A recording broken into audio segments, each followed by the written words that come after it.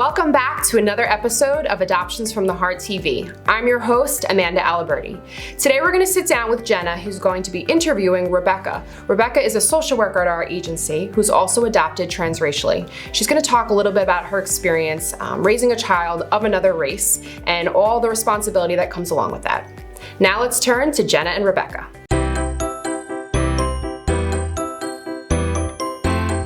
Thanks, Amanda.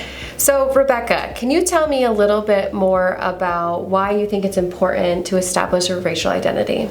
Well, I think it's important to establish a racial identity from infancy, from beginning, having your child understand that their racial identity is a huge part of who they are.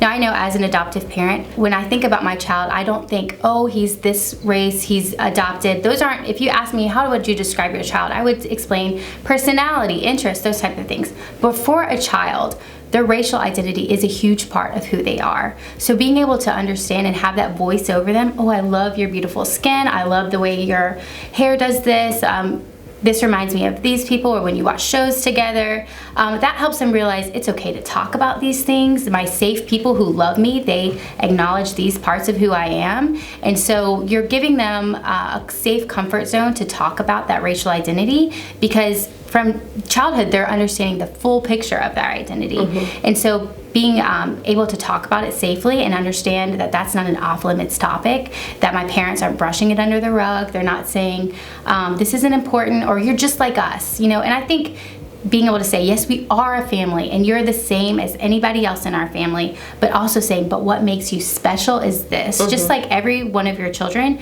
there's unique things about them. I love the way you love to dance. I love the way you love music, and that makes them special. Their racial identity is unique to them. Yeah.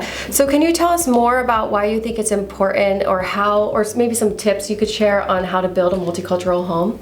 I think, literature, there's so many wonderful books about, I think even A Mother for Choco, that's a children's book talking about how this little bird walks around and is trying to find a mom that looks just like them. In the end, it's a bear that has a bunch of children that are not the same, that look like them. There's so many children's books like Brown Like Me, that's a story of a little boy who walks around looking for things that are brown around him. And it's also a transracially adoptive book. Going to places like museums, looking at artists that are of whatever their ethnic history is, seeing movies, watching TV shows where the characters are diverse, families are diverse, watching movies, and pointing out, oh, look, they look like you in this picture. So they're able to see, oh, it's good, I see these mirrors around me. Mm-hmm. So can you talk a little bit more about how to handle when perhaps maybe extended family is not supportive? Okay, I know this personally. Sometimes family members, they're uncomfortable with the thought of having a family photo where there's a child that may stand out in the picture. And they just want to understand, I think it might be taking on too much to adopt a child that doesn't look like our family, because they're worried, how are we going to handle it? How are other people going to handle it? They're going to ask questions. So I think first establishing that it's okay to talk about it, and even talking to family members, if they're saying racial slurs, or if they're saying things that make you uncomfortable, you are the parent. You have got to nip it in the bud from the start, because especially if it's a child as an infant, you're teaching your family what's appropriate. And so navigating those relationships so that your child does not have to do that. If you're navigating it, then and telling your family this is okay, this is not okay, then you will teach your child the language and what's appropriate so they can stand up for themselves when they feel uncomfortable. Mm-hmm. Great. All right, thank you, Rebekah. Thank you so much for sharing.